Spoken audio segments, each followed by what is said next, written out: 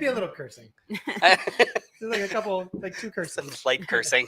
What's up to all our sidekicks and henchfolk out there in the mother-loving geek nation? You're currently tuning into the sensational Cult Pop Podcast, Episode 2, Legacy Numbering 802, 3. 803. 803. A show wherein we will talk about comics, movies, TV, games, food, news, friendship, and all the things that scratch your nerdy itch. We're coming to you live from Manayunk Studios, Philadelphia's most unique broadcast and video production space, capable of accommodating any visual or audio need you may have.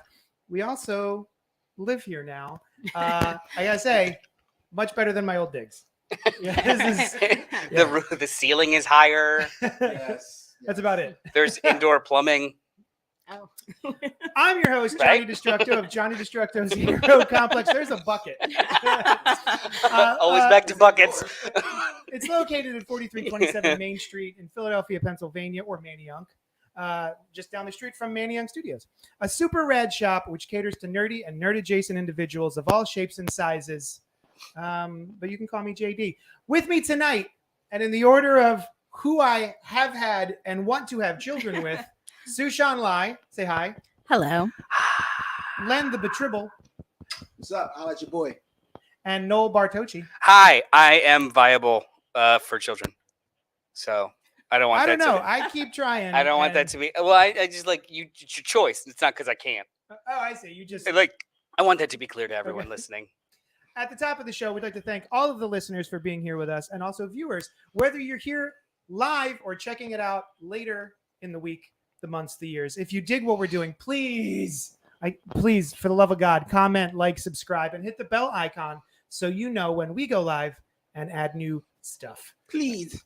Additionally, we want you to engage with us. You're a part of this discussion as well, so pipe up. And by that I mean, like, in the chats, like get all up in it, get grimy all up in our chats, because we have it here and we can read it. Yep.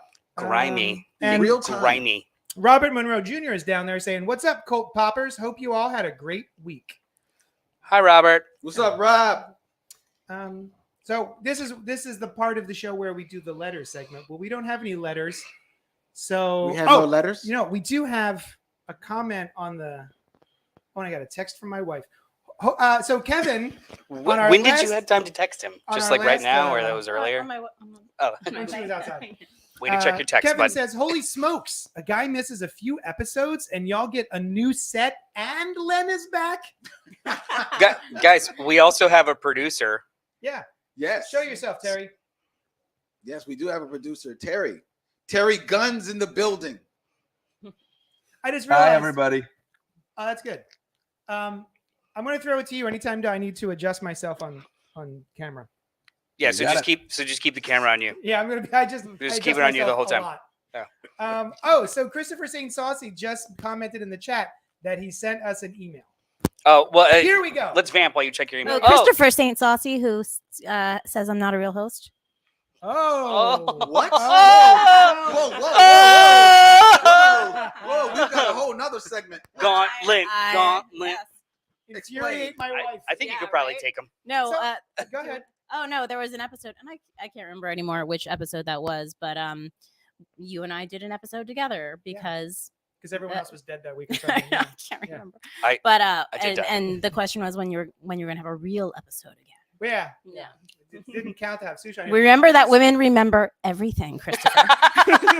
It's funny because Sushan was actually co-host of the show before anyone else here was. I know. Yeah, she was part of the show way back in the day. Yeah. What we do I had a different name and everything, but yeah, she was.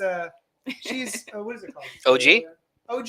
Yeah, she's OG. OG. She's OG, Christopher. How you gonna come at her like that? Dude, dog, you messing with the wrong one. Dog. Now what does he have to say? What does he have to say for himself? Robert Monroe Jr. Is there any more comments? Boom.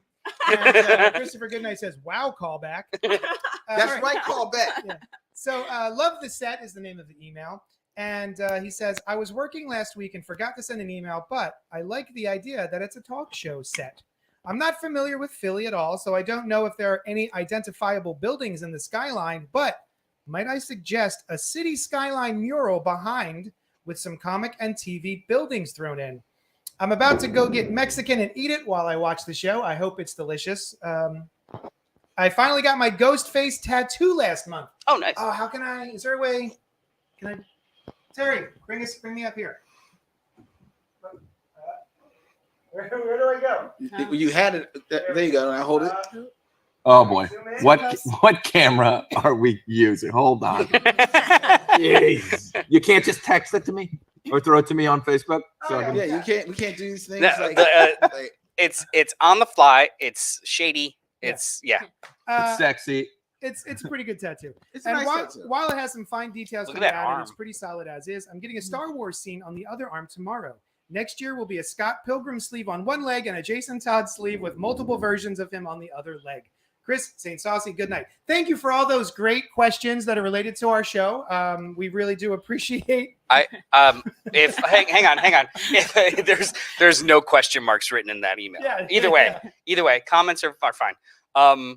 If you were to get, this is to the panel, I guess, to fill the space.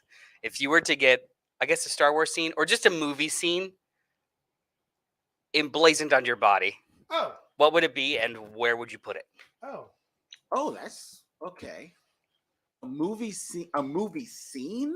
I mean, so like with Star Wars, you can imagine a couple of things. I guess just like have two characters with lightsabers or Death Star explosion. You can imagine just like a scene.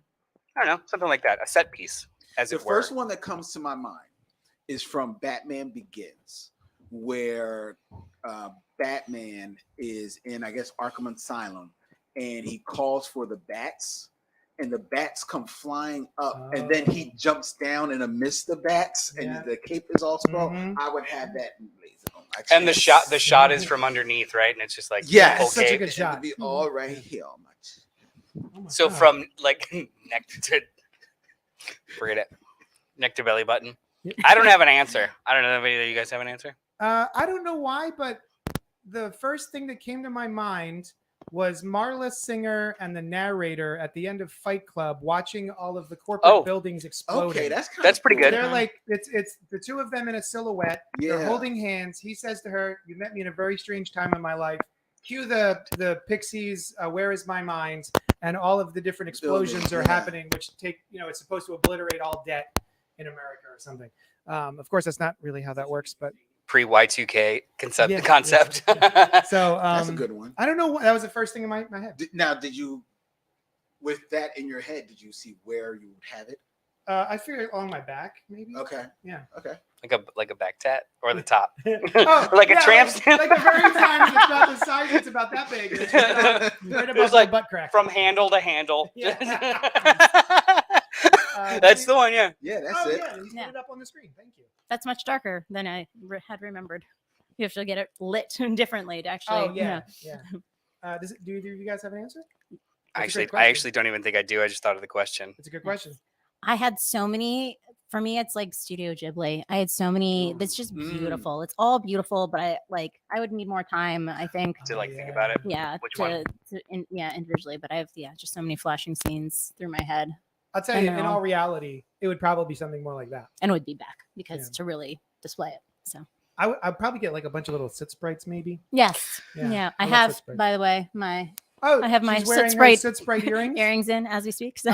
Robert Monroe Jr. says, "You need an animated intro with cool music." We're working on it. We're working on an intro. It's the second show, Robert. Okay, it's coming. It's coming. Thank you for the request, though. Right? Chris says I was running late and forgot to think of a question. Sorry. All right. Hi, this is your producer. Everything you're talking about costs money, so no. I'll tell you, if you guys go to patreon.com/JohnnyDestructo, you can give us money to get these tattoos. Hit that banner. Not even tattoos. He's talking about like animation and a backdrop and murals. And backdrops. Yeah. I see. I think you meant the tattoos. All right. That's our letter section. We did it. Yay, letters. If anyone out there wants to email us like Christopher St. Saucy does, you can email us at cultpopgo@gmail.com. It's up on the screen right meow. So take a screenshot and then email us. Also, don't forget about the listener prompt. We're trying to get people to respond to that. Listen, it's the next thing. I'm about to get to the listener Well, prompt. I'm here for you. What's the listener prompt? Well, you see, the CultPOP logo, our little soda friend that's at the top of the screen. Which side are we on? He's on this side. On I this think, side. right? He's over there on that side of the screen. If not, then JD's making me look like an asshole. Has been. Curse Oh, word. thanks for changing it. We need the curse jar, huh? They have no name. He, she, they have no name. So we were hoping that listeners, fans of the show, can send us in some suggestions on what they should be called. Like if we get enough responses, maybe we'll do a prize giveaway. Maybe we'll do something cool to the winner or the person that creates the nom de plume of that mascot. I was in the shower. This is where I do all my thinking in the shower. And I thought Big Papa. Big Pop. Big Pop. Papa. Big Papa. Because he's pop. Soda pop. So Pop. I keep leaning towards, or I first of all, leaning towards implies that I have like ideas. I don't. It should be a name, Oh, I see. Yeah. not a nickname. It Like- should be a oh, I name. see. A name. Like Like Kevin. Yeah, like Yeah. Craig P. Soda. Just like a name, not necessarily a nickname. Robert says, everyone ready for Wakanda Forever? I'm going to see a Black Panther Wakanda Forever double feature tomorrow. That sounds awesome. And I I'll would tell you have. what, I would have loved that. Robert Monroe Jr. We will be talking about that in just a few minutes. So yeah, CultPOP logo. We did that. Send in your suggestions to cultpopgo@gmail. And now we're going to do the segment of the show that I like to call What'd You Do This Week, huh? And Len, Yes. you're looking good. Why, thank you. What you been up to this week, huh? Well, it's interesting that you asked me that because this week I actually saw Black Panther Wakanda Forever. What? Yes, I actually saw that film. I saw it just the other night.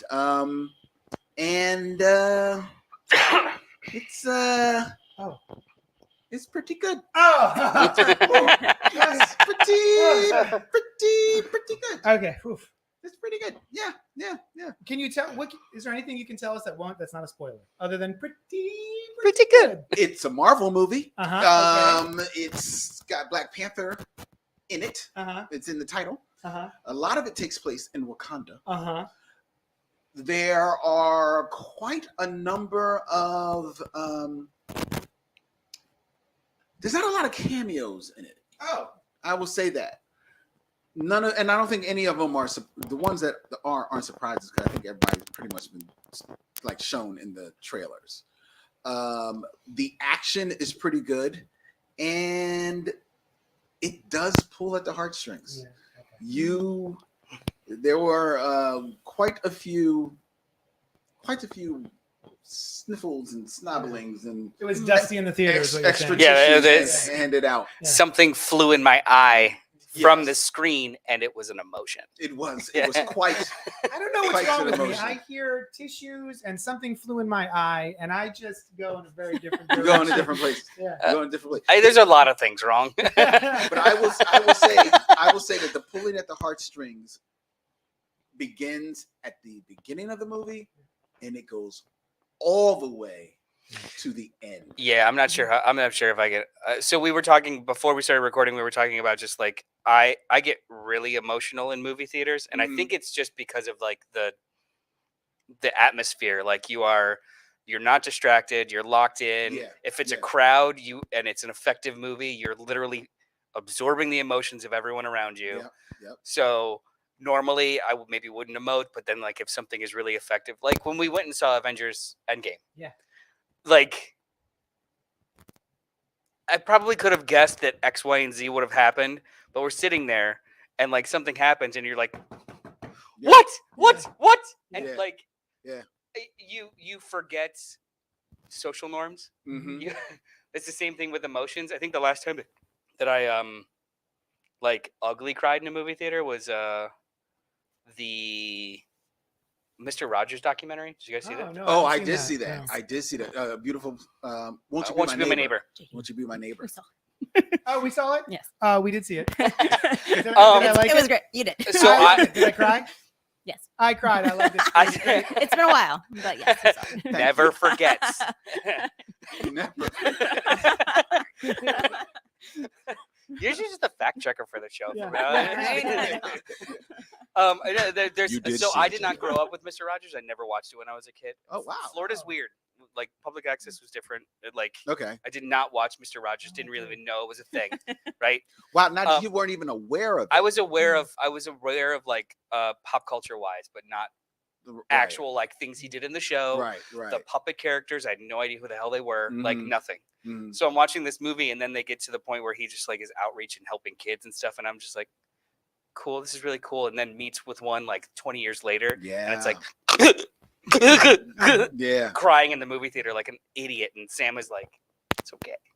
That documentary actually was the inspiration for me because I saw it not long before the Fringe Festival, the year that it came out. Mhm. And that was the inspiration for me to do a one-man show at the Fringe Festival. Won't You Be My Tribble?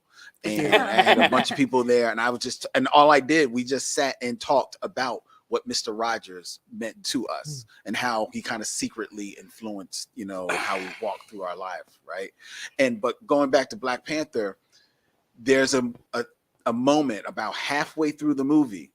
I'm watching it, and I'm getting in my feels. It's a scene that gets you. But before I get in my feels, my co-host on my podcast, Vincent, he was there with me, and I hear him. He's like, man, this is some bullshit. And I couldn't help but laugh, but like it took me like out of the moment for a second. But he was like this. He was weeping. I think I'm gonna cry. I can't not cry at the trailer I've seen 1,000 times.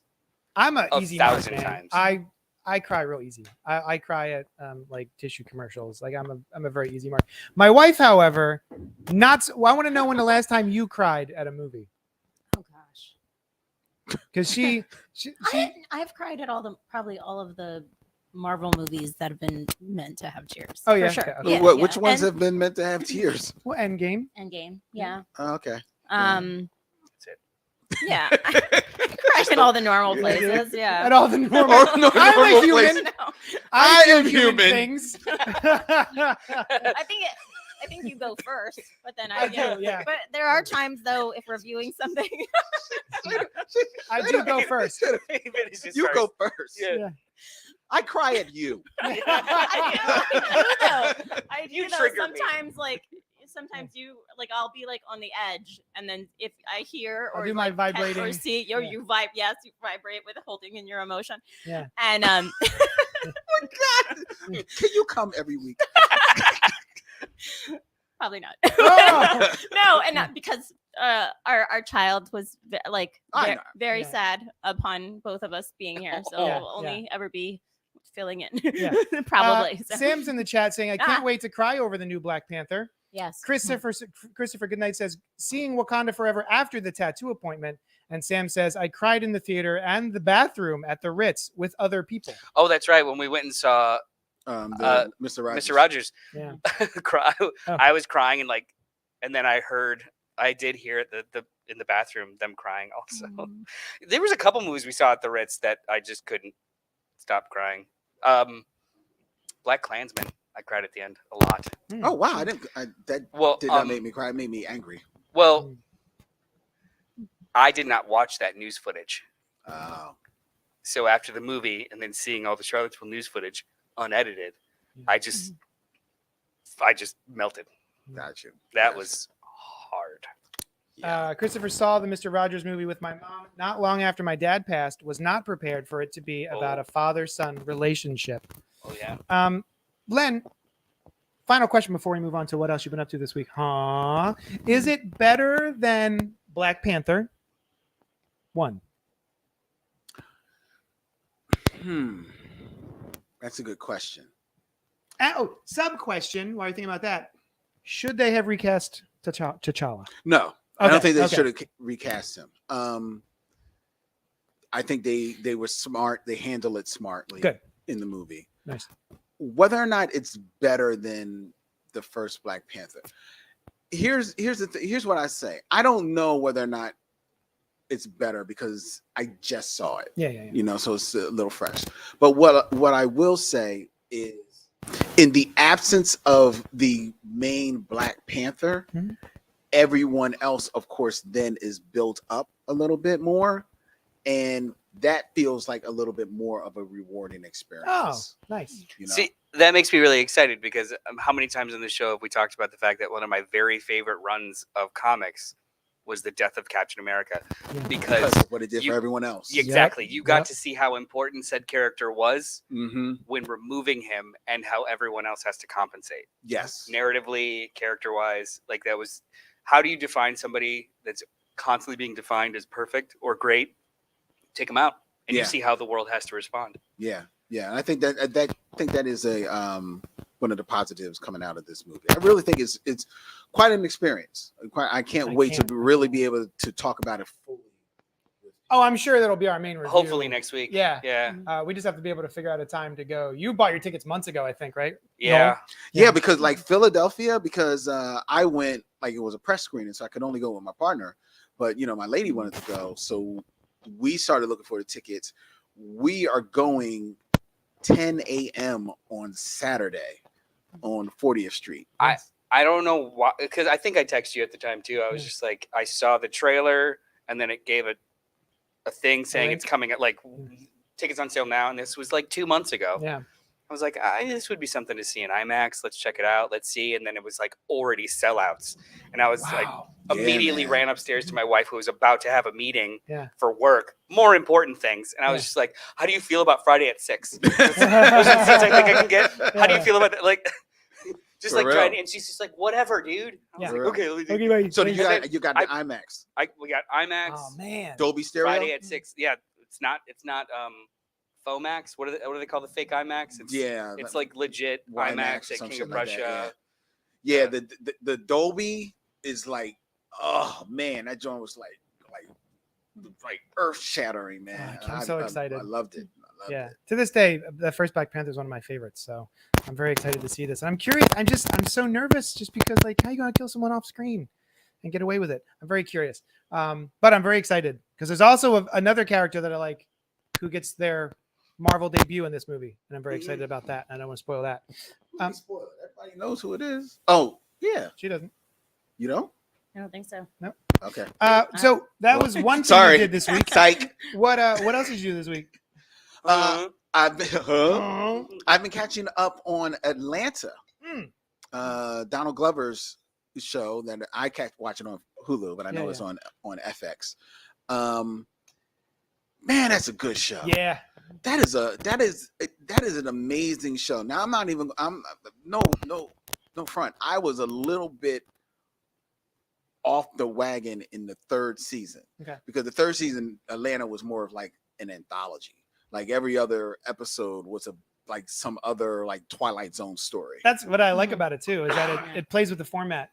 But they were good, and I know that part of that was because a lot of that was made under COVID restrictions and stuff like that. But I just really wanted to spend some time with the characters, and I was missing the characters. The most recent season, because it is the last season, is Four is the end. Yeah. This now is the last season? Yeah. Okay. Yeah. Sorry. That's all right. It won't go away. It just won't. It'll still be there to tuck me in at night. Yeah. There's still be 4 seasons for. It's not going to 4 get days a cigarettes like week my for dad you. did. Yeah. See, but that's the thing. That's the thing I love about it. That's the one thing I realize about this show is that, like you said, it's never going away. I'm a huge Seinfeld fan, right? Oh yeah.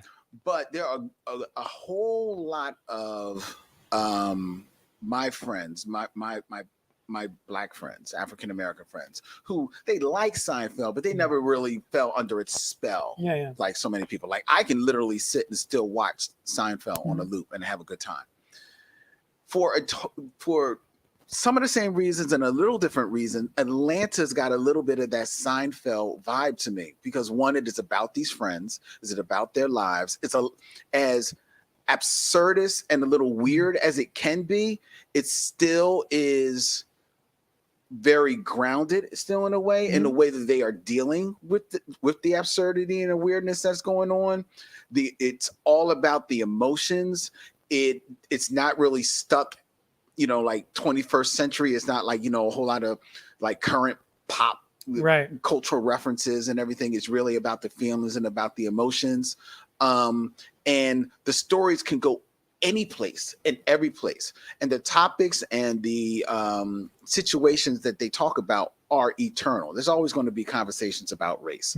There's always going to be conversations about men and women relating with one another, women dealing with other women in their lives or just their own place, men reconciling how to be friends with one another.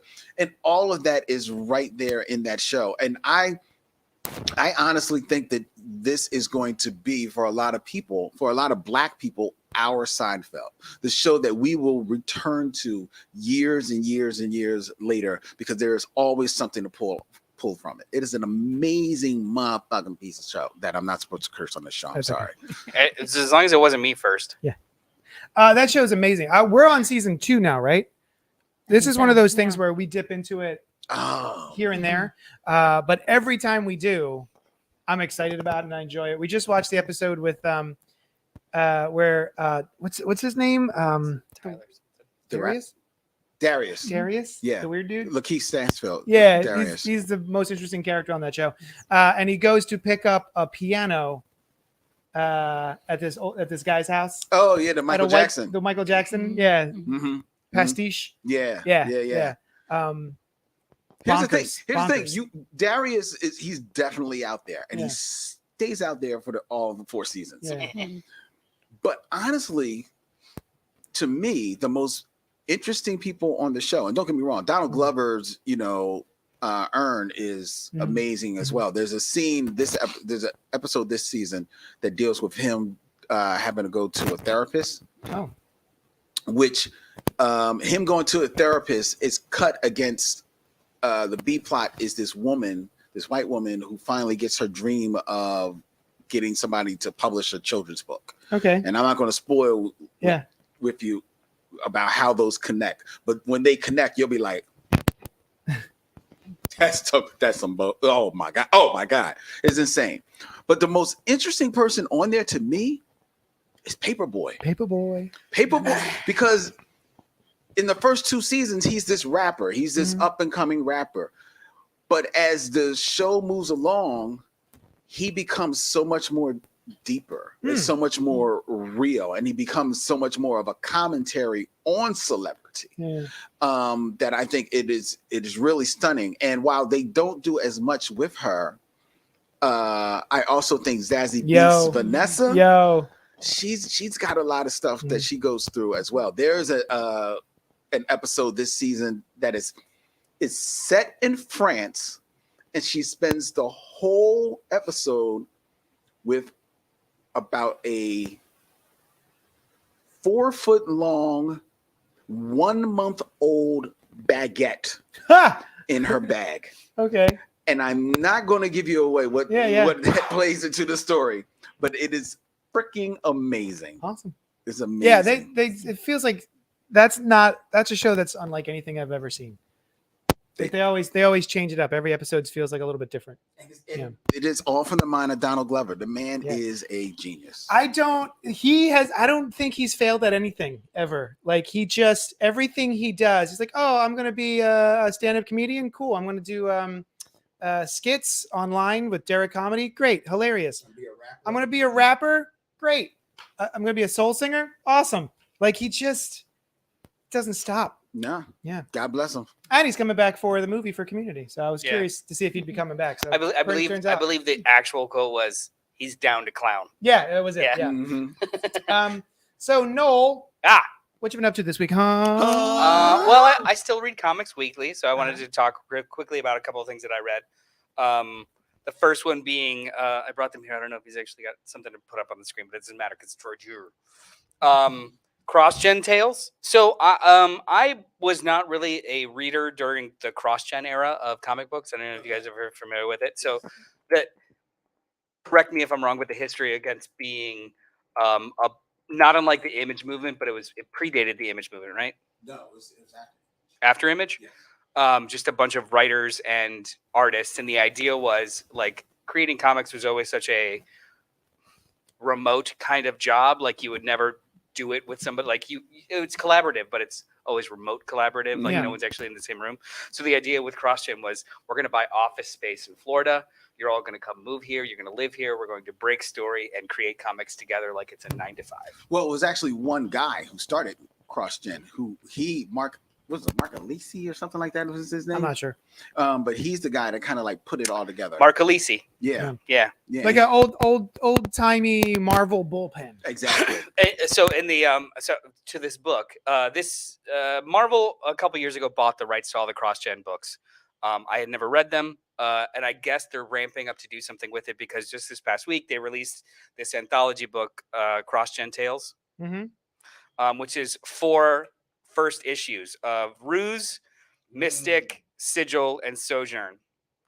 I only read one, and it was Ruse, because it's Mark Waid and Butch Guice. Yes. Oh, nice. Yes. Nice. It is a Sherlock Holmes story with magic. It's wonderful. It's fantastic. Absolutely wonderful.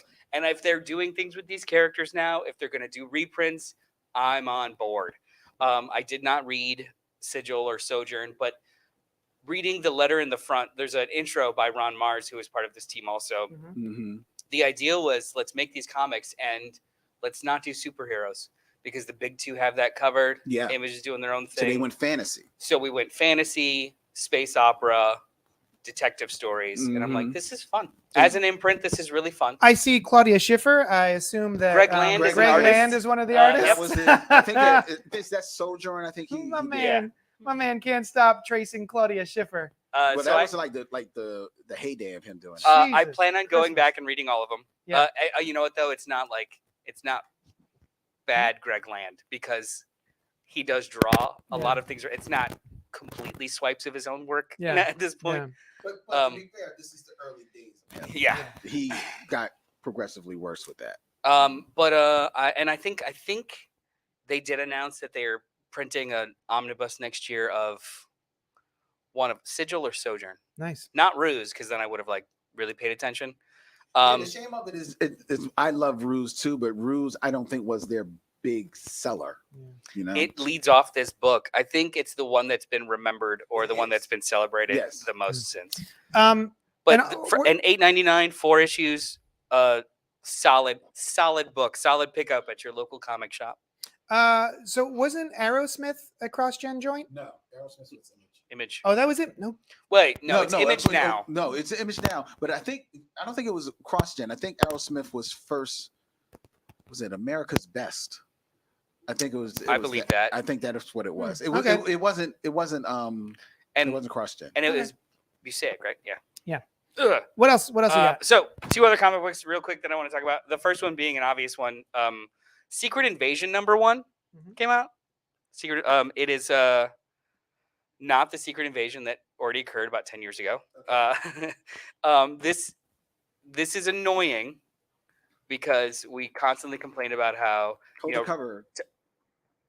The camera's not on me, so just look at that. Yeah. Look at that. Now it's on you. I did it. I did it right. There you go. This is the Scotty Young variant.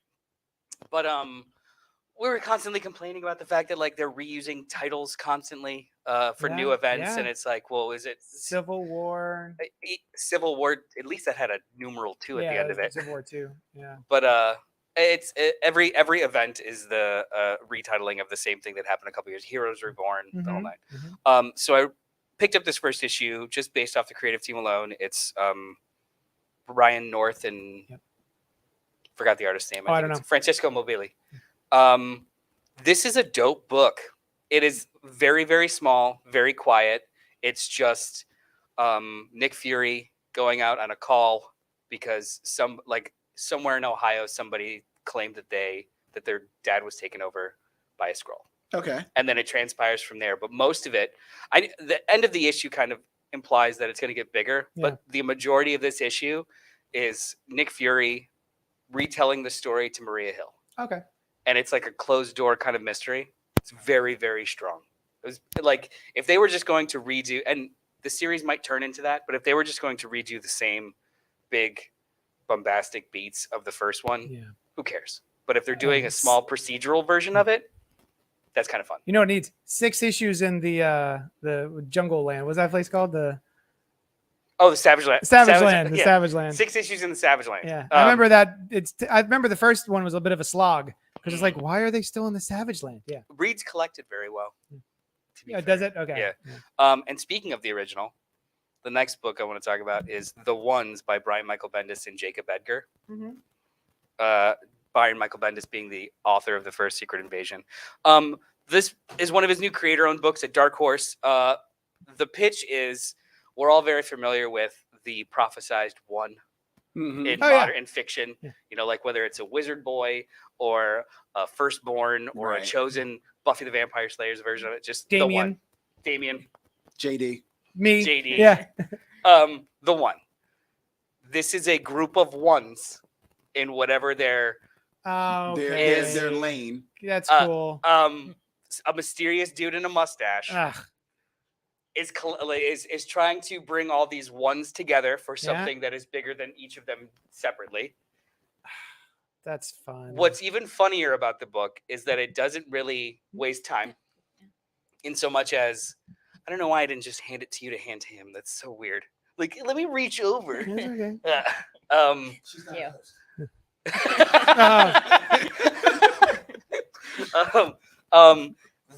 the book at like towards the middle, towards the end, it's starting to get into kind of like a played out area, whereas the question of, if you knew baby Hitler, if you had the chance to stop Hitler as a baby, would you?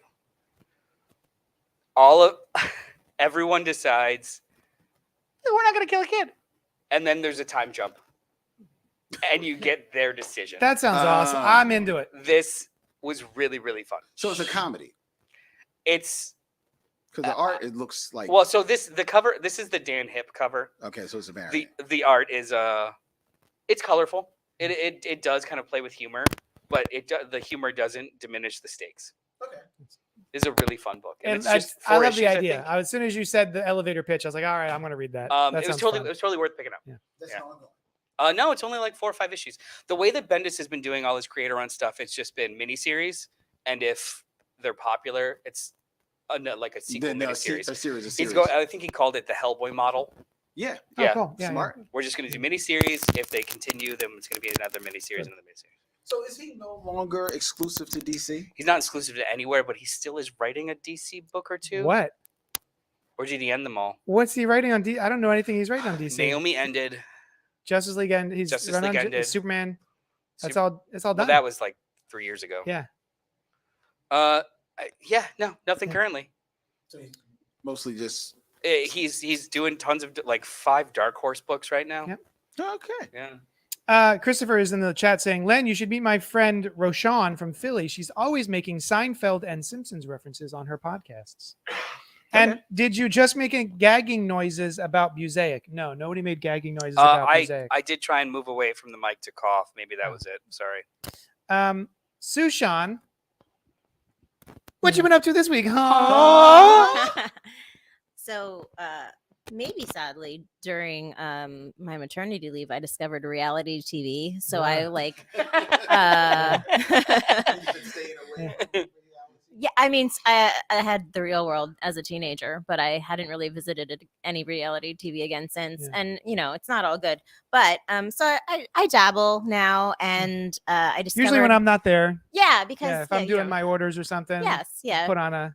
And also because I discovered at that time, it doesn't require me to have like a memory or, and usually, I have the child with me. And so, selective about what I watch there too. But I stumbled upon Somebody Feed Phil, partially because it was recommended by clients of mine as well. And, I seen the cover photo for it and I was just like, that's maybe too goofy for me. I don't know. And it is so lovely and endearing. And I'm starting on season 6. Which is the current one on Netflix. And I'm going to finish that and go back. But the first episode is set in Philly. Yeah. And I liked it so much that I made, JD watch it after all. Yeah. Because, and played it back. Because it's like, one, here are all the places in Philly that I want to try now that I'm influenced by seeing all these restaurants. But it's so great for travel otherwise. But just, it's just like his enthusiasm and his graciousness is just really beautiful to everybody he comes across. And I just, on the other side of it, I just love because you don't always experience this in all cooking shows because they're very like formatted, but there's a few chefs on there where they're just in their art and they're doing their thing, and it's like, and I can't cook like that at all, and it's so like I love people watching skilled people do their thing enthusiastically, and it's just lovely. It is And a it's pretty so lovely pleasant. show. Yeah, It is, yeah. I did watch the one episode about Philadelphia. He's friends with Patton Oswalt. He's got some friends. Wasn't one of his friends like a writer on Seinfeld or something? No, he was actually one of the creators along with Ray Romano. If everyone, that's what it was. And he had Ray Romano on the show. Yeah. Rosenthal. Yes. Phil Rosenthal. Yep. Yeah. He's just seems like a nice uncle. Yes. Yeah, like just a sweet dude. Yeah. And I think the algorithm is so I've never watched the show, but I want to just give it a shot. The algorithm keeps pressing it on me though too, because I think he's coming here live. Oh, okay. He's doing like a I live show. Yeah. Nice. First of all, I'm not exactly sure how you do live shows of cooking, like a live audience experience of cooking shows. So that'd be interesting. If it's even a cooking show. It's not even really a cooking show, right? No, It's like an eating eating show. show. It's an eating. Well, he visited like Reading Terminal Market and just was going around to the different vendors there, and like nobody. I mean, they were, sort of cooking, but that was, there are specific places he visited like for cooking, but they didn't always show that. A lot of times it's just the meal itself. It's a celebration of the food Yes. itself. Yes. And the culture in which that food is created. Yes. Right. And when you go, because you started with this season, when you go to previous seasons, one of his frequent guest stars on the shows was his parents. They always have this segment where he talks to his parents. I've heard about this from my clients, and there's a it's a little there's some feels. Yeah. Very cute. Yeah. And he seems like every time I've seen him in an interview on TV or he goes on, he actually is, because he's in comedy, he actually is a guest on more than a few of the comedy podcasts that I listen to. No kidding. He's a great raconteur, tons of stories. But he just seems just like a dude that is 100% like comfortable with who he is, and this all came about. The crazy thing about this is that this came about because I think it was Russia was the first to do it. They were adapting Everybody Loves Raymond to a sitcom there, and they hired him to come over to help put it together. So while he's there, he's experiencing the food, and he's like this is really dope, and he kind of like just mentioned it to somebody that worked at Netflix, and he was like, that's a show. That's a show. He's like, oh, who do you think we can get to do it? He's like, you. That's cute. That's cute. 7 seasons or 6 seasons later, here it is. It's pretty sweet. It's pretty cute. I want to take him to so my family has a Buddhist temple in Taiwan, and there's one of the nuns there who runs the kitchen, very enthusiastically fed JD. Oh yeah. And we just patiently watch JD, and they're vegetarian, so which is not necessarily JD's preferred cuisine. It was awesome, but it was awesome. It was great. I want to take Phil to the temple and be and let the nuns watch me. And they just be because they're cool. they don't see a lot of white dudes. They don't see a lot of diversity. So I was gonna ask what the fascination with JD? I was just will he? Yeah, eat I don't. This? Yeah, right. What else? What do you get? What can we get this guy to eat? And Mikey, he likes just it. moving plates towards him. They discovered you like that little. It's like a very mildly sweet, like a rice puff snack. Oh yeah. And it's like a healthy Rice Krispie treat. I just kept. Yeah, and we got sent with a brick. Take home with us, Healthy Rice Krispie treat sounds like when you go back, something I want for my birthday. A store, and it's going to be like the nun's rice cake is going to be a picture of you on the rack. We thought it'd sell more with white face on it. Yeah. JD. Yeah. Oh yes. Did you have something you'd like to ask me, Leonard? I'm trying to roll with the question. Where's Terry? He left. Listen, He's like, you know, guys. what I've been up to this week. There he What you been is. up to? Marvel Snap. Terry, throw it up. Oh, I want yes. to see Marvel Snap on the thing. So this is stop it. This is a phone game. This is on my iPhones, my whatnots. I don't care about phone games, really. I played The Simpsons, Tapped Out. That was like 14 years ago. That at was this point. 14 years ago.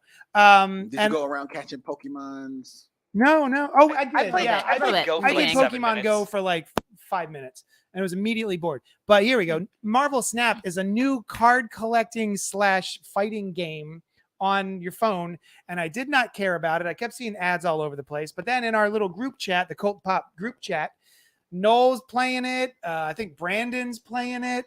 Who else is Well, playing the one that shocked everyone. So Brandon started playing it first, and then Of I was course. just like, yeah, Oh. let me give it a shot. And I got obsessed with it, and I mentioned it in the group chat, and then out of nowhere, like Rob Patey Oh was yeah. just like, "Damn you, Noel," so, meaning that he's obsessed He's with it obsessed now. with Yeah. it. Christopher Goodnight says we're getting a lot of static. Sorry. But yeah, so once all my buddies were playing it, I was like, all right, fine. I'm on the toilet. Let me download this. And I've been on the toilet ever since. I just been How's your playing Wi-Fi in this the game. toilet? It's a lot of fun. It is. It's basically like Magic the Gathering. You've got a bunch of there we go. You got a bunch of cards. You can unlock cards as you go. You don't have to spend any money. That's one of the big things. I wound up spending a little bit of money, but you don't have to spend any money. I haven't gotten there yet. Because I wanted Miles Morales. So I think I wound up spending like Are you gonna buy T'Challa? $10. Probably not. Maybe. I don't know. We'll see what happens after Wakanda Forever if I'm in a real T'Challa mood. So it's a delightful game. It's so much fun. It's very addictive. You just like you build your decks. You can change. You have multiple decks that you can play. You can upgrade your cards to different versions and stuff. It's very, very fun. You're playing it. Yeah, do you it's I love playing it. I probably play too much. Like when there's certain things, not unlike a reality show or like the local news, there's certain things I can watch where I don't have to actually watch it. I just kind of like engage with it half-assed. Yeah. I will sit there and play Marvel Snap while like the news is on, or we were watching The Vow, which is a really fucked up documentary. We should probably I'll talk about it some week. I've The heard about Nexium it. documentary. Yes. Some of it's like rough, so I was just like, let me play a quick game of Marvel Snap. It's a wonderful escapism that takes very like 5 quick. minutes, not Yeah. even. But that's what I love about mobile games, though. Like, I don't play many console games, but Mhm. mobile games, I love being able to just jump in and out. Yeah. Just in and out, really quick. Like Candy Crush, sure. Mhm. I only have to invest 5 minutes of my life, and I could like on the train or something, Yeah. and it's great. I get why people play card games now. Mhm. Like I've never been one to play Magic or Pokemon, but I get it. It's fun. I It get is it. fun. I used to play Magic the Gathering when I used to work at a different comic shop. It is a lot of fun. It just depends on who you're playing with. There's also Yeah. less buy-in with this. Like Yeah. it's all on my phone. I don't have to like Mm-hmm. purchase and create decks. I was just thinking about my one and only Magic playing experience. Yeah. With Astra, who just railed you. I mean, but everybody killed everybody at the same time. Yeah, Just yeah. like knew the whole game. Like I was learning and like such a patient teacher. And she's like, oh, gotta go. Everybody dies. Yeah. And that was, I'm like, Yeah. okay. She is also a dominatrix. She is a dom. Yeah, Which yeah, is she like, is. I'm like, what a cool combination of things. She dominated all of us that She night. absolutely did. But yeah, anyway, Marvel Snap, definitely highly recommend if you're at all curious about it. It's worth a download. It's very fun. Yeah. It's very fun.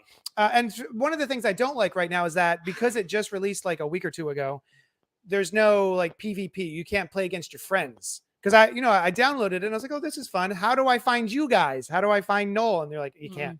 But Brandon was telling me that they're going to be rolling out that soon. Oh, So, really? yeah.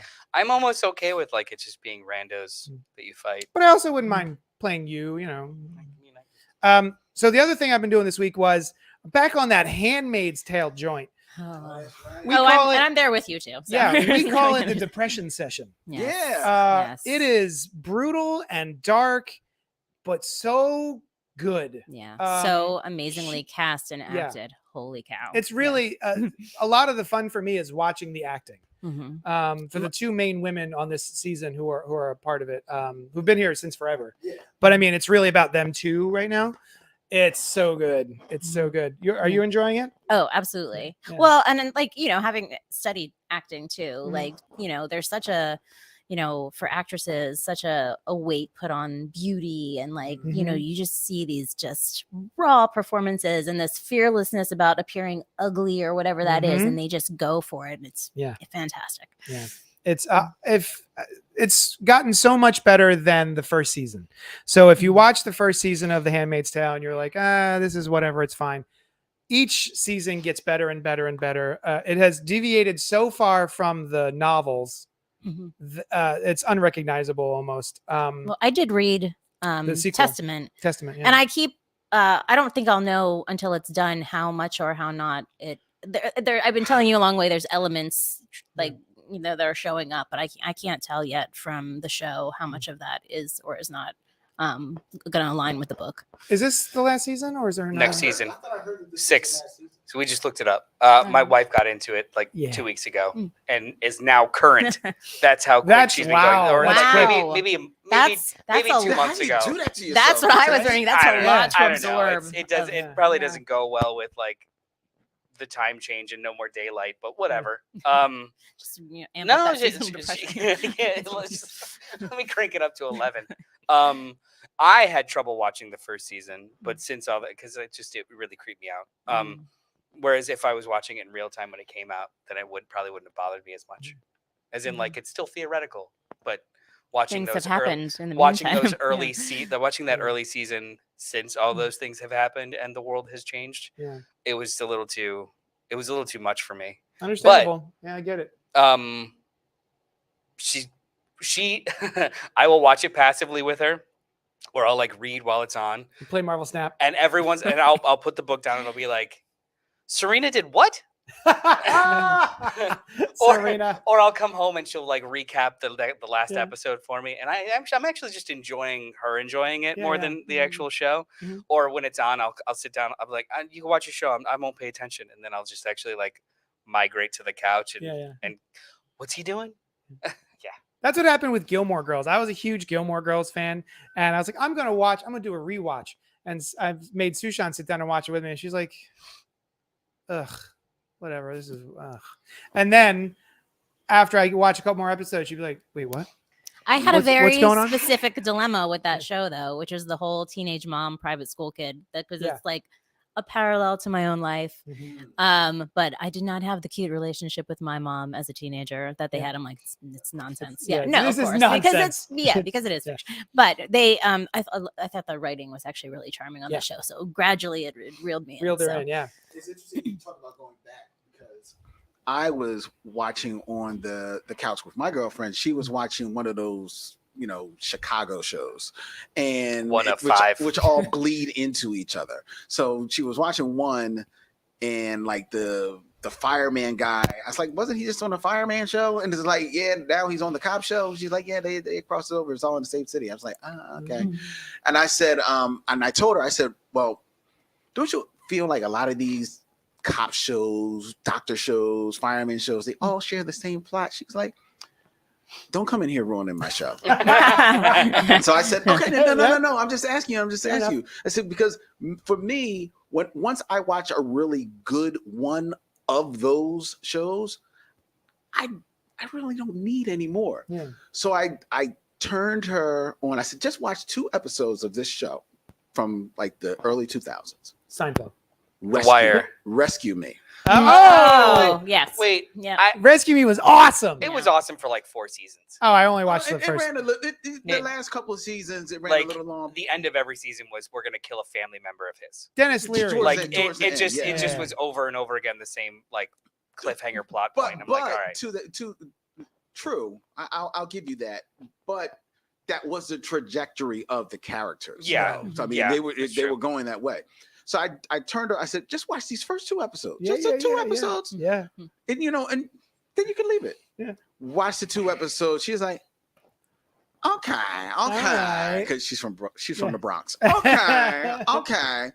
He did. Why would he? Okay. Where's the next one? And next thing I know, I come home like 2 days later. She's on season 3. Yeah. She was like, I was like, you don't need to watch those other fireman shows, do you? She was like, shut up. No, it's true. It's Yeah, true. Rescue Me was, Like- I remember loving that show. A good procedural will ruin network television. Yeah. Like Law and Order is ruined by actual, like, I can't think of a good example, but like exploratory courtroom shows, Yeah. like real ones. But then it's just like you're watching Law and Order, and it's like, I mean, they're going through the numbers. It's cool. I've never been in the Law and Order group. I've never. Original. Never. Yeah. The original was. I mean, I did like, what was it? What was the one about the OR? ER. ER. You know the movie about the OR? Not the called OR? ER. Sometimes they visit I the thought you were going to say operating Grey's room. Anatomy, Sure. honestly. Yeah. Like, I didn't know where you're going. What So. about OR? ER? It's more of a triage show, but yeah. Oh shit! Christopher Goodnight says I had to stop watching it. Watching what? Oh, probably ¡Handmaid's Tale. That makes sense. Mhm. All right, so that's what we've been up to this week. Huh? Len, is there a title? Is there a title for this next segment? Other listed as snacks. Geek Eats. Geek Eats. Geek Eats. This is a new segment Len Oh. likes to call Geek Eats. Yes. Yeah, so we here at the show, this particular show that you're watching right now, not *Handmaid's Tale* or the show about ORs called ER.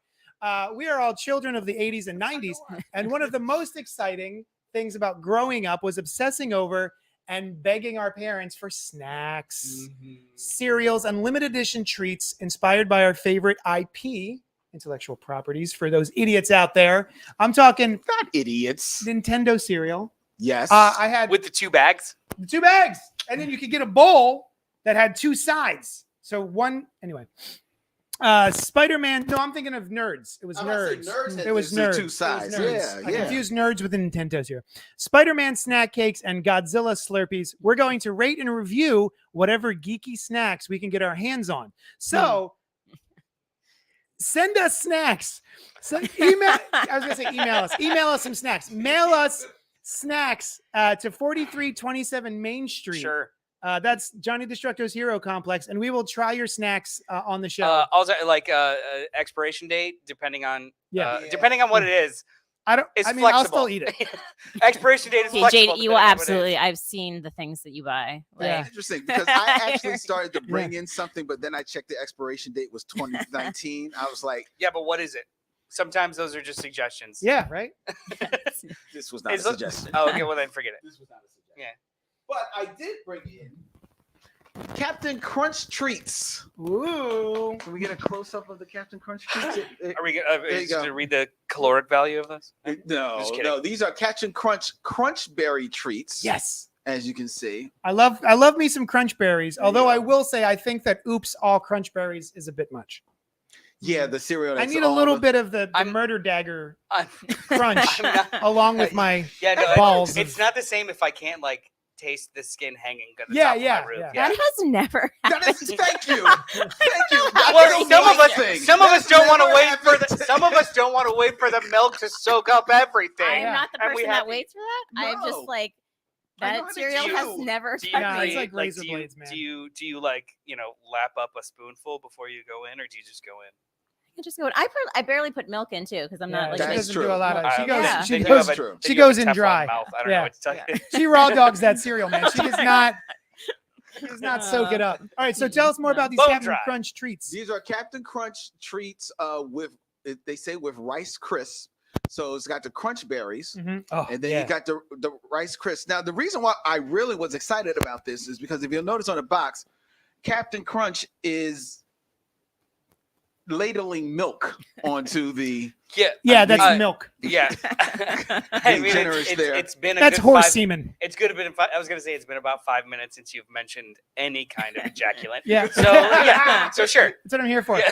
So Hear what my made me life. curious, does You should do the instead of a treats swear come? jar, you should literally. Yes, just they have, do. like, a cum- No, that's how we're gonna pay for the animation. The treats do come. It's college the treat- education, not do the- animation. Do the treats come? Are the With are the treats adorned with the milk. So Let's this see is 'em. essentially Let's crack 'em open. this is just cereal, but in bar form. Well, pretty much, yeah, because it's the rice, it's the crunch berries. So we've got the box Can I here. help? Toss one.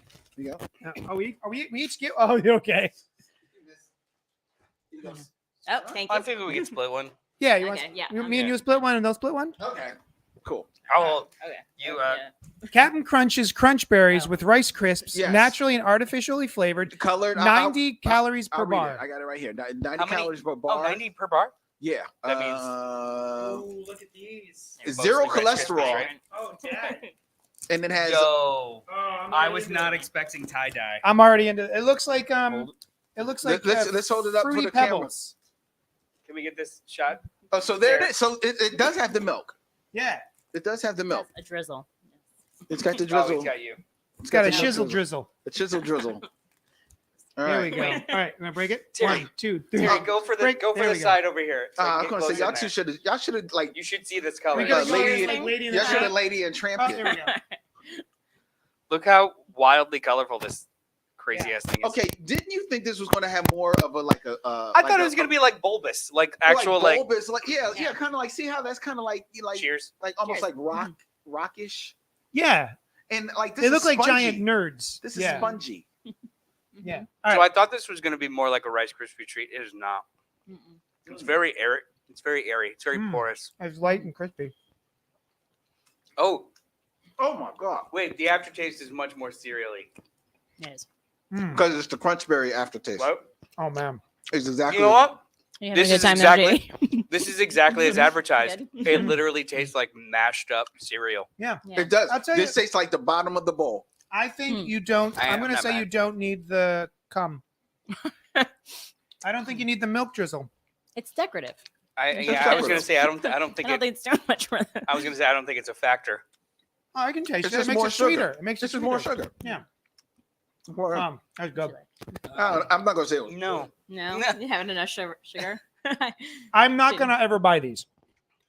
However, if they were like on the table, Uh huh. yeah, man, I mean, If they were just here, but if I had a choice between this and a Rice Krispie treat, I would take a Rice Krispie treat every day of the week. I don't know. I might take this. Yeah? No. I would take a Rice Krispie Do treat. they make these in fruity? You know what Pebble I would flavor? do though? Mm. They do have fruity pebbles. That's So what that believe I so. I Get would me fu- some of I those. would fuck with that. I Go like to because you know my taste buds have changed since childhood, and this is a bit sweet for me. But Mm. like the crunch berries mixed in, like half and half with Rice Krispies. Oh yeah, I'm into And, that. like- I'm into like- that. That's the other thing. I thought it was going to be more crunch berries, Mhm. like you know. Yeah. Wait, are you yeah. talking about an amalgam of Rice Krispie treats with crunch berries and then? Yeah, bro. Yeah. That's what she's talking about. Oh. Okay. No Okay. God. Okay. Let's see if we can't get the nuns to make that happen. Yeah. All right. So Oh, next, you know what? Since All you right. enjoyed it. do we have time for one more? Let's do it. Let's do one more stack. We got one more snack. We have Marvel's Cake Bites. Oh, they're cute. It's Cake Bites. adorable. You got the Incredible Hulk, all the cake in Mm. just one bite. Hulk smash cake bites. Great for Yeah. birthdays. Yeah, 260 calories in these bad boys. 40%, 8 grams of saturated fat. Oh, How let's- much gamma is in let's, there? wait. On the front of the box, 31 there's grams. they describe the layers. Describe the layers for me because I can't read that. The far. layers are gamma sprinkles, Yep. green frosting, Yep. colorful vanilla cake, and apple jelly. What? I'm down. Mm. Okay. All right, we got to we go. see what's happening. Now here. wait a minute. So while you're opening that, do we have a rating system for Captain Crunch treats? Like how do we rate these things? Well, so I think 1 to 5, whatever it's going to be, 1 to 5, so we could do points. How many pops? Pops? All right, yeah. How many pops? How many soda pops? Yeah, I give it out of 5, right? I'm going to give the Captain Crunch treats Crunch Berries 2 pops. 2 out of 5 pops. I think there's 2 cakes in each. Oh, perfect. Sushan, how do you give it? That'd be about the same. I think 2? too. Yeah. Yeah. I'm going to be a little friendlier to it. I think it's like out of 5, 2 full cans and then like 1 crushed can. Okay, So like 1 1/4, right on. 2 1/4. Len, No, it's getting only 1 pop. 1 pop for the Captain Crunch. Yeah. Alright. So again, Tara, I want to show this. Yeah, you know me. You got me. Where is it? It's like a cute little. It's a cute little. Packaging is cute. Yeah, it's adorable. It's animated. A lot smaller than I thought they were. So you open up the plastic wrap, and then you've got a little dish, a little plastic dish, and it's got 3 little cakes inside that are melted together. Oh man, yeah. The structural integrity of ours was actually pretty dope. All right. So far, this is a 0 pop. So far, this is horrible. The presentation is hard. Yo, Presentation the bag bad. smells like zebra cakes. I don't like zebra cakes. What's a zebra cake? It's a Little Debbie zebra cake. I hate anything Little Debbie makes. I feel like it smells a little more apple. I feel like That's that apple jelly. I was just like the bag, guys. I was just talking about the bag. They need. Oh no. This I do not. Oh jeez. This is not. I'm Did you already taste it? I'm just Yeah. going in. Oh yeah. Do I have to keep eating it? Can I stop? I have to eat it. Oh God. Oh no. Oh. Hey, no. I don't hate it. No. That's too many grams of gamma for Len. No. If you thought that was too sweet, Oh my god. is your head exploding right Oh, now? I hate this. This. Oh my I God. hate what's happening in my mouth. Mm. It's a very interesting texture. Oh god. Yeah, the texture is just Mhm. like 3 pops. because this gives you the Right. appearance of at least some type of sponginess, Right. like a cake. I Well, wonder. I can't tell though if it like melted It at some melt. point in It did packet. melt, Yeah, yeah. So I don't know if that Mm. was not maybe the intended They texture. taste, they but- taste a little bit like rainbow cookies. You guys remember rainbow Mhm. cookies? Yeah. Mhm. Yeah. No. I also hate icing. Yeah, I don't like. And these icing are either. slathered in Yeah, the icing. icing is all around. It's just like caked in icing, encased in Yeah. icing. Actually, Yeah. Okay. Yeah, he's going in. He's going back in. Noel you said, say I "Yes, hate- please." Did you say I hate what's happening in my mouth? I did. That's exactly what I said. Yes. All right. I just want to double check that. Yeah. What Just things do making you sure love the in your mouth? captions are right. Making sure the captions are right. What's that? No, I'm sorry. What? Nothing. Nothing. I'm not gonna top that All right, joke. I give that zero pops out of 5. No, I'm not putting Mm. nothing's popping. Terry, we're gonna leave you some treats for the Manny Young Studios break room. Everyone can enjoy these gamma cakes. So what? It won't leave my mouth. It looks Like a the ice- film. The what icing do you is give just it? a film in my mouth now. A 0. A 0? No. That's 3. 4. Oh. Shut up! Really? 3.5. Wait, so these score higher than the No. Captain Crunch treats? No. They make wedding cakes. No. No. They remind me of. Sadness. They remind me of. No, they remind me of Something like. else in childhood. Yeah, they remind me of snack cakes. Like Mm. back lunch snack cakes. So like, Yeah. I don't hate it. I would not seek it. No. I don't want to give that to children. I would walk on the I would cross the street. If So it was I- coming towards me, I would but walk it's just, across like, the street. I'm just not offended by it. Mm. It's fine. It's just fine. Ugh. My So teeth hurt Mm. right now. Yeah. Yeah. I can't get it out of my mouth. yeah. It is All right. water. Well, thank you for joining us for Geek Eats. Yes. Uh, Tune in next was week. fun. I'm Yeah. gonna For I'm more gonna Geek dip Eats. back in for another bite of Captain Crunch treat. Watch it. I'm gonna wash it down. I'm gonna wash this sugar out with more of this sugar. Mm. Yeah. These are great. These are. Those are. You know, what? I just like crunch berries so much. There's barely a crunch berry in there. Mm. You that hungry for crunch berry? You yeah. take the essence of crunch berry. The next time we do this, I think we have to just find the weirdest cereal. You Oh, I've got the cereal. Back when I used to It's vape, coming. I had crunch berry vape flavored. Mhm. It was awesome. It was awesome. All right. So on to our main review. We have dillied and dallied long enough. It's time to go into our main review. So the film's called Wendell Wild. It's from 2022, this very year. It's on Netflix right now. Yes. It's PG-13. It's directed by Henry Selick. So the deal about Henry Selick is he is actually the person who directed Nightmare Before Christmas. It's called Tim Burton's Nightmare Before Christmas, but the reality is Tim Burton wrote the short story and designed the characters of Jack and Sally and all of Halloween Town and all that sort of stuff. So he was the visual inspiration and the story inspiration. But it was then they added on to the story and everything, and Henry Selick is the director and the stop motion animator, part of the stop motion, I guess the leader of the stop motion animation team. Right. So he has a new film, and this is Wendell Wild. It's starring Jordan Peele, Lyric Ross, Keegan-Michael Key, Angela Bassett, the queen herself. And it's based on an unpublished book by Clay McLeod Chapman, which I thought was neat. It's unpublished. It's interesting. So what's this thing called? The synopsis is such. The two devious demon brothers, Wendell and Wild, have to face their archenemy with the help of the nun Sister Helly, who is notorious for expelling demons. However, the brothers are not only plagued by her, but also by her altar boys. Now, Noel put together the notes here. Yep.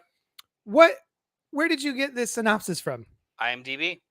Because this is barely the official. movie. This is Well, I mean, if this was actually a representation of all the plot that's in the movie, it would be a 500-word description. Yeah, but even still, there's no altar boys. To give you an idea of the main plot, which is not this is not the main plot. What's the main plot? The main plot is we have Kat. Kat is a very young girl in the beginning of the movie. Her parents own a brewery.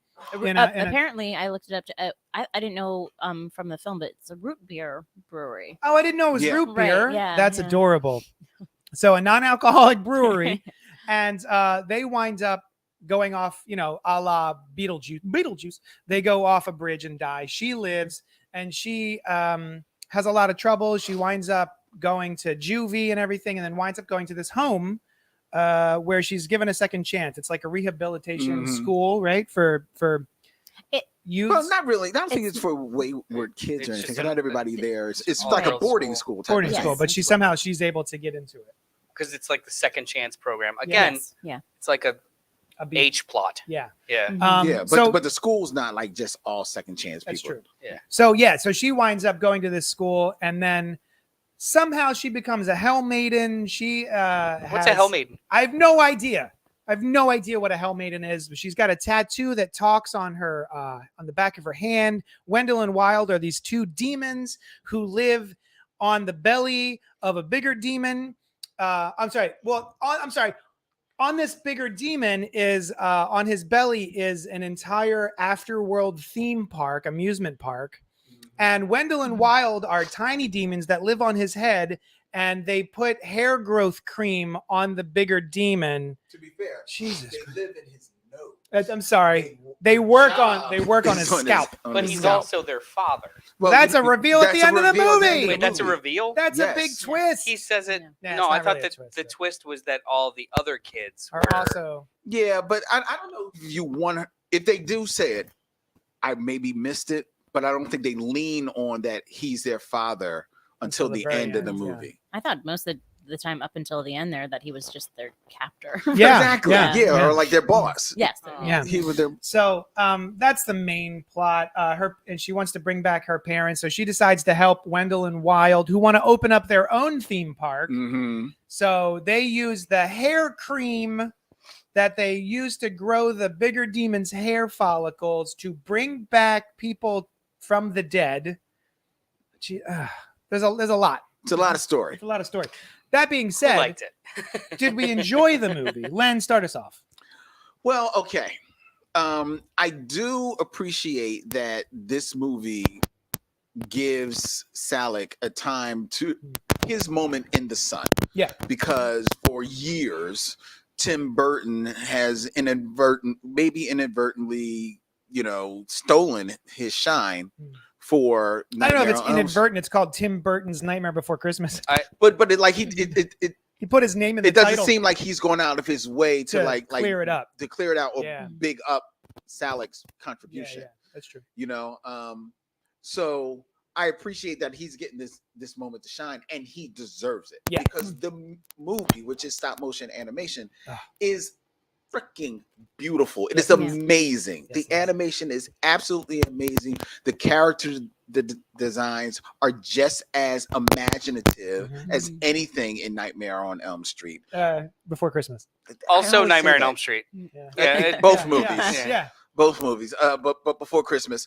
And as far as between the two films, I personally found this one a little bit more palatable because The Nightmare Before Christmas is a musical, and it's a musical because every other word is a song, whereas this one just has maybe one or two little ditties in it, so it was more palatable in that way for me. I also appreciated that in this animated series, the two leads, even the Sister Helly character, the nun, but along with Kat, are people of color. So I appreciated that. There's a lot to appreciate about this, but like you said, there is, as much as there is to appreciate, there's also just as much story, and it's just so much story that you get lost. You don't know where to feel. You don't know where to laugh. You don't know where to get in your feelings. Sit on a moment. And there are moments they're there. I feel them trying to pull at you, either make you laugh or make you really feel this emotion here. But it's just so much put on top of it that it gets lost. And then it's a shame because it really is a beautiful thing. I agree with all of the things that you said. We finished watching it the other day. We did it for movie club last night. We do a Zoom movie club through my store. And this was what we talked about last night. And we were so excited to watch it. We saw the trailer for it and we both were hyped. We were like, yeah, this looks great. And it seems to speak to me on many different levels, like the aesthetic of it, the punk soundtrack, the stop motion. I'm a big fan of Nightmare Before Christmas, so I was excited to see more of that sort of vibe. And we were so excited. And we watched about halfway through it. And then we turned it off because, whatever. And then we went back. And our child. It was our child. It was like, yada, yada, yada, blah, blah, blah. Yada, yada, baby boy. The future of the world. Got it. And we went back and I was like, yeah, I guess we should finish it. And we finished it. And I got up after we were done and I was like, I don't know why I don't. Like, I feel like I should like this movie more than I do. It was a big bummer. Because there's too much happening. I think that they spread themselves way too thin. They jammed. It's like kind of like Aquaman, the Aquaman film, where they were like, let's jam 5 movies into this one film. Yeah. I felt like that a little bit to me, where so much is happening that it almost felt like it was boring. There was too much happening, and then it was boring, which is sort of strange. So yeah, I really wanted to enjoy it. I think it's a perfect looking movie. You can't improve on the style of the movie. Like, it looks great. There are some really excellent shots in the film where you kind of forget that it's stop motion because the camera moves in such a way that it's kind of nuts that they were even able to do it. This has got to be computer, right? Yeah. It's a little bit of both, right? Like, I think post-production is the animation and then on top of it too, but still, it's beautiful. So yeah, I was really more excited about this than I wound up being after seeing it. Sushan. I've been thinking about it more in the meantime, and I wonder, like, as a older adult, because even originally watching Nightmare Before Christmas, I was a younger person, and my thought process was different. But like, seeing this movie, it's like, man, I think my teenage self would have really enjoyed this because my teenage self was very scattered.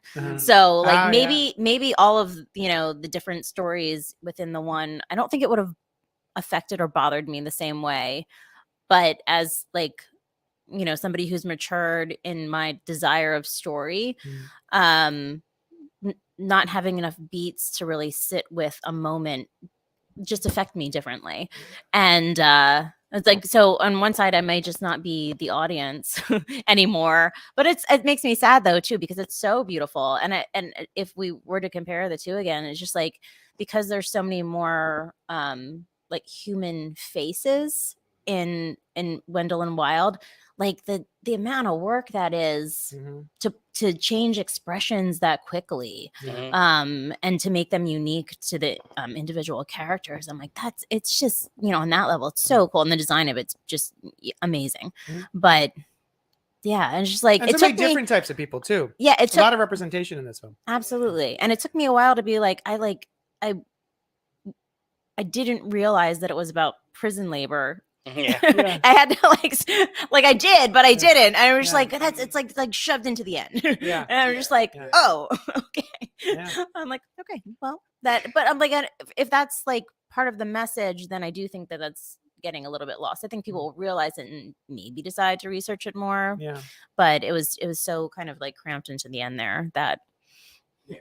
Now you're putting this in here. Well, I mean, it's economy of story. When you're everything, you're ultimately nothing. Yes. Like you need to focus. There's so much to recommend about this movie, but not enough for me to recommend the movie. Yeah. Right. Yeah, and if you want to celebrate Henry Selick, James and the Giant Peach is a masterpiece. That's true. Monkey Bone is fun as hell. Mm-hmm. This is a prettier movie, Mm. but I ultimately did not like it. Yeah. There's a good handful of reasons. Everything that you guys already explained, and I think to your point too, like as a younger viewer, I think personally I would feel the same, but I would be more forgiving because it's more of a vibe. Whereas older me is like, I watched a movie to watch a movie, not to just think something looks cool, right? Yes. Like it's the packaging is bonus to the core of the story that they're trying to tell you, right? To me. Yeah. So like even though the needle drops are so good, it's ridiculous. The soundtrack is great. The soundtrack is great, but then the second, like the other side of the coin, the score, I hated it. Yeah. Because the score didn't do anything to cue my emotional responses, Right. which is what all of the tools that you have in your toolkit as a all the tools that you have in your toolkit as a filmmaker, editing, a story, editing, acting, special effects, score, pace, like all of these things you can do to control and manipulate the audience to flow with you. It's like they ignored a good chunk of them for this just to fit things in. Mm-hmm. And it was a detriment to the end product. I never felt like I was involved in the story at all. No, it I was was just always watching. separate from it, watching from the outside.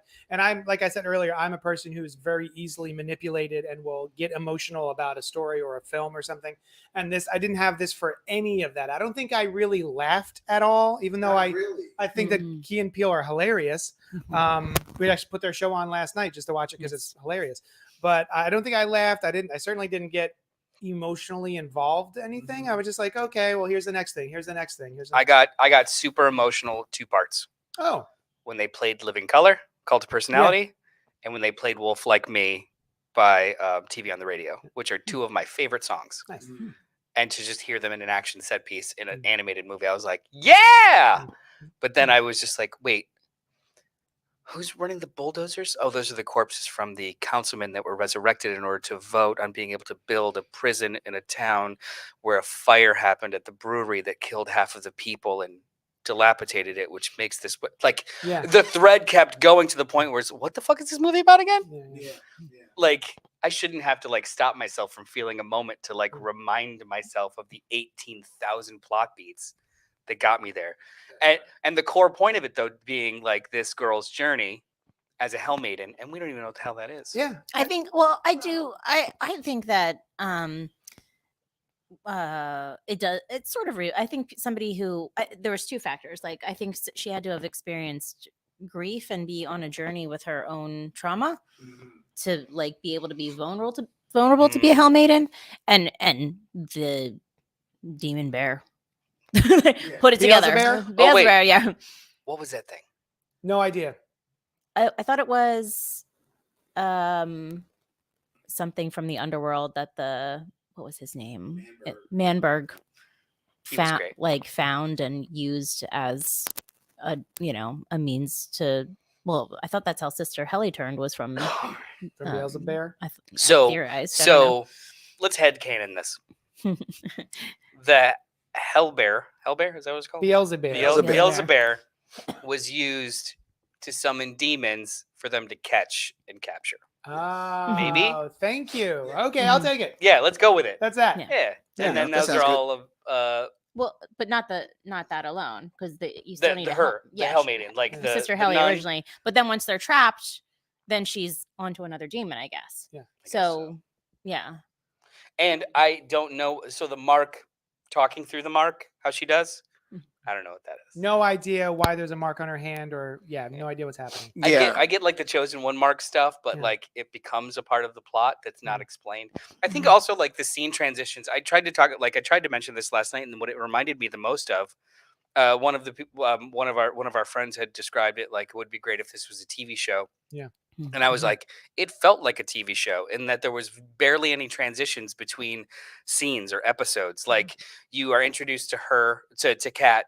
You're introduced to her her first act, her tragedy, an animated version of like the last 10 years for her, or 5 years. 5 years. 5 years for her, and then her new ordinary world, which is going to this school, Mhm. and then without any kind of like real introduction other than a musical set piece, you've got these demons. Mhm. So like it felt like I watched a 12-minute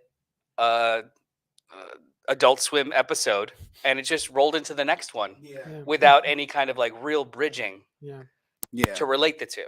I did feel like the marriage between the two, like what these demons and her world, was very clumsily made. I did feel like that. The one thing I mean, there's a lot to champion about the look and everything, like we said. But one thing I did appreciate is that the one character, what was her name? Siobhan. The daughter. Siobhan. I did like that her design by when you're introduced to her, like, the thin with the blonde hair, and like kind of like, uppity type of looking chick. Her design was to make you to think that she is all right. She's going to be Kat's arch enemy. But when you really sit on everything that she did in the movie, she actually was not a bad person. She was actually just trying to be a friend to her. She was not coming off as like standoffish to her, and then she was very inviting, and that played out all the way to the end of the movie. She actually was still a very good person, despite what she appeared on the outside. And I like that. You're getting with the dead naming, right? Yeah. Like, watch that scene again, and she doesn't seem vicious about it. It wasn't intentional, right?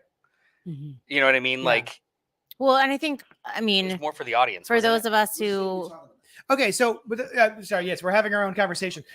So one of the characters is trans. Raul is a trans character. Yes. And at one point, Siobhan comes up and is talking to Raul and winds up calling Raul by Raul's original name, Ramona, I think. And then either Raul corrects her or someone corrects her, and she goes, "Oh, I just keep forgetting." Neither, actually. Raul just kind of like ticks in a weird way, like responded to it. And she responds like, it's so hard for me. I keep forgetting it's. Yeah, I couldn't tell if that was her doing that on purpose, but being a jerk about it, being like, "Oh, I just keep forgetting Teehee," or if it was literally, "Oh no, she just forgets."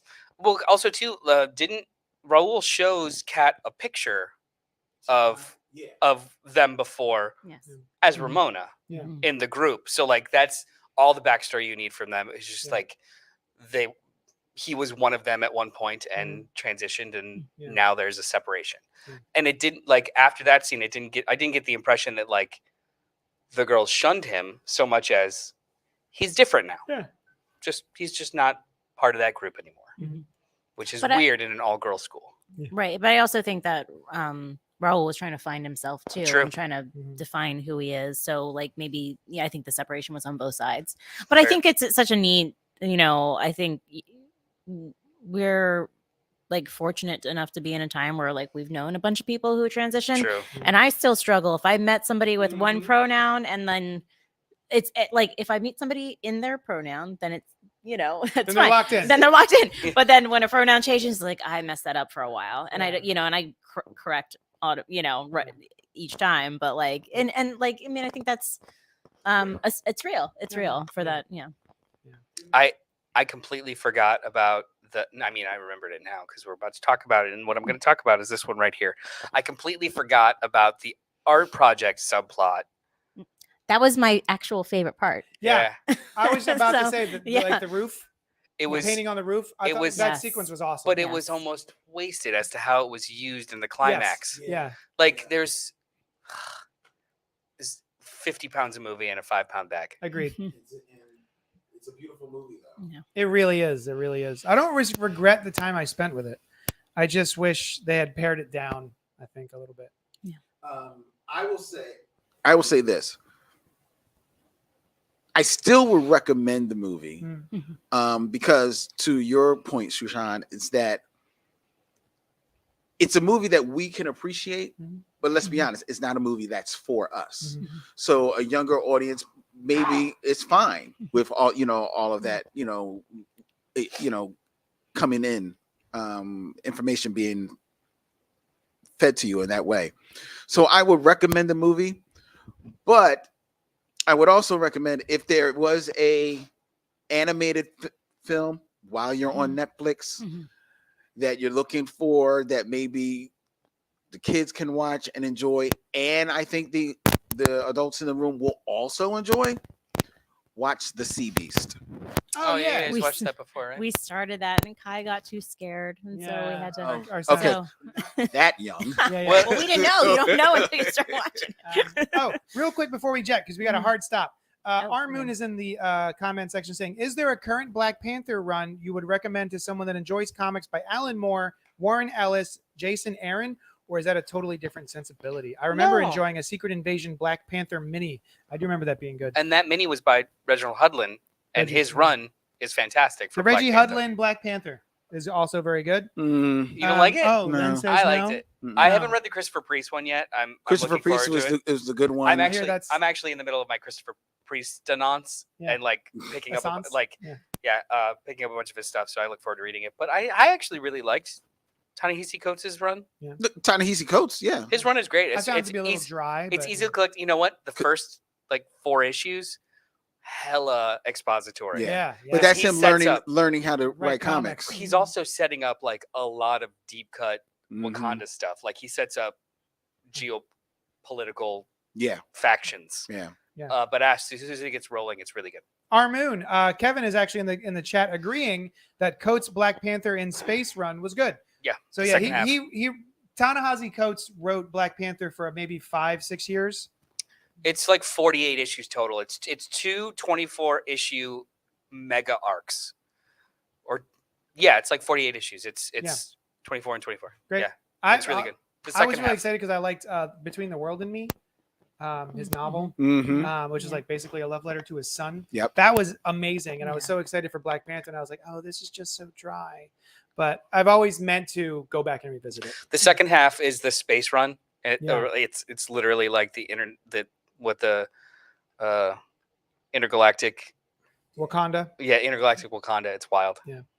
All right, guys, thank you so much for hanging out with us and joining us and commenting. Don't forget to like, comment, subscribe, share it with your friends, please. That would be awesome. Don't forget the Name Yeah, email us. this guy. This guy. Here he is. This guy. Send us in. Email us at cultpopgo@gmail.com and tell us what we should name this guy. Nope, that guy. Okay. Love you, and we will talk at you later. We'll see you here next Wednesday at 8:30. 8:30. What are we talking about? Hopefully Black Panther. We'll talk about it. We'll talk about Black Panther. We're talking Wakanda about Black forever. Panther. We're talking about Black Panther. I tell you, All right, we're talking y'all. about Black Love you, and we will see you on the flippity